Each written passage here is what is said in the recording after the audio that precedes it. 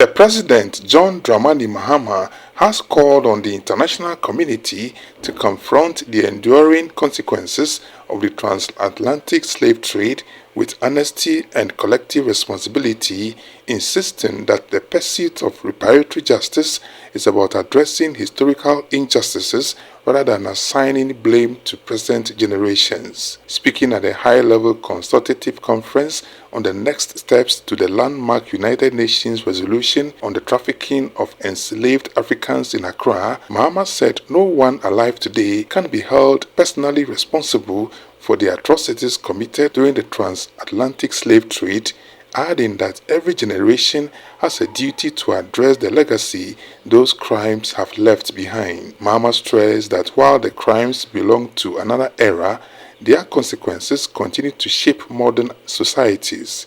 He explained that today's generation has inherited institutions, inequalities, and structures shaped by slavery and colonialism, making it imperative to work towards justice, reconciliation, and sustainable development. Mahama urged governments, international organizations, faith communities, scholars, and civil society groups to work together to advance reparatory justice through dialogue rather than division. Distinguished guests, as we confront this history honestly, we must also be clear about what it demands of us.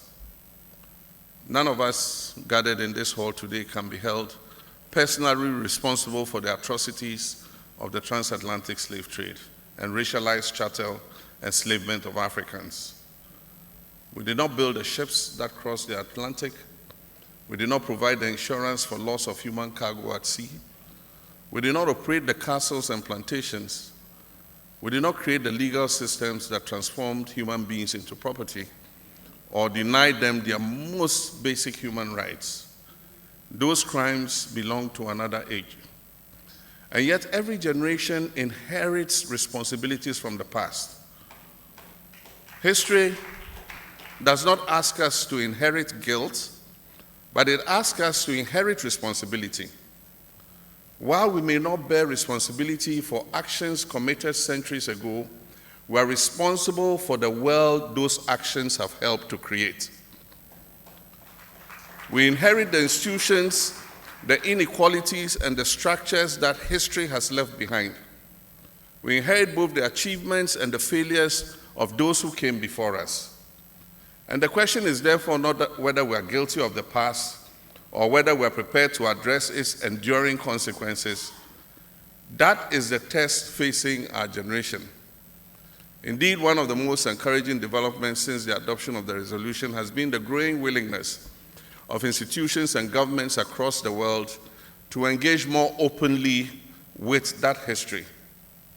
And we must be prepared to engage constructively even with the descendants of those who made the enslavement of our forefathers and our foremothers possible. President John Dramani Mahama reaffirmed Ghana's support for stronger collaboration between Africa and the Caribbean in advancing the global reparatory justice agenda, stressing that the pursuit of justice for the transatlantic slave trade must be driven by a united transcontinental effort. That Africa and the Caribbean continue to stand together in advancing this agenda.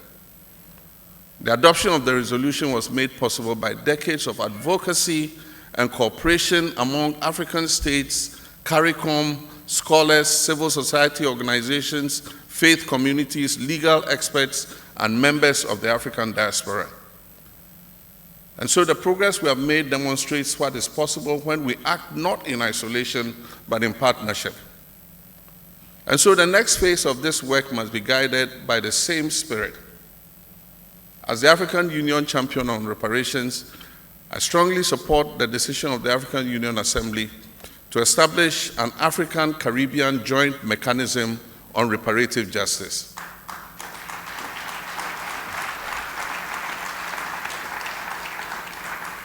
The crime we seek to address was transcontinental in its reach.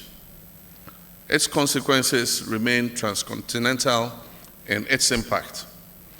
And the search for justice must therefore be transcontinental in its ambition.